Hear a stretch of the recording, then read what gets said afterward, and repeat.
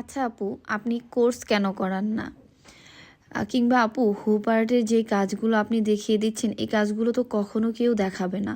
আপনি কেন দেখাচ্ছেন? আপনি তো চাইলে একটা কোর্স করাতে পারেন, এতে আপনারও লাভ হবে। এরকম অনেক প্রশ্ন আসে আমার কাছে।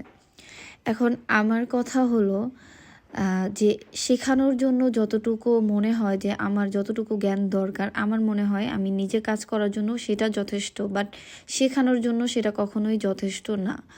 আর যেহেতু আমি এই কাজগুলো কোনো প্রতিষ্ঠান থেকে শিখিনি, আমার যেহেতু কোনো খরচ হয়নি এটা শিখতে, তো আমি যতদিন আমি পারবো চেষ্টা করে যাব আপনাদেরকে যতটা ফ্রিতে শেখানো যায়।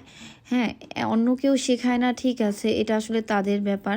কিন্তু আমার কাছে মনে হয় যে আমি যদি এই কাজগুলো শেখাই আমার খুব ক্ষতি হচ্ছে না।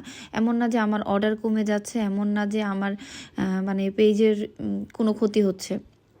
তাহলে আমি কেন শিখাবো না? এখন আমার জ্ঞান যদি আমি আপনাদেরকে বিলিয়ে আপনাদের কাছ থেকে একটু দোয়া পেতে পারি, তাহলে ক্ষতিটা কোথায়? আর যদি কখনো আমি কোর্স করাইও, তাহলে হয়তো বা মিনিমাম একটা সম্মানই ধরে করাবো, কিন্তু খুব মানে ইচ্ছাই নাই আমার।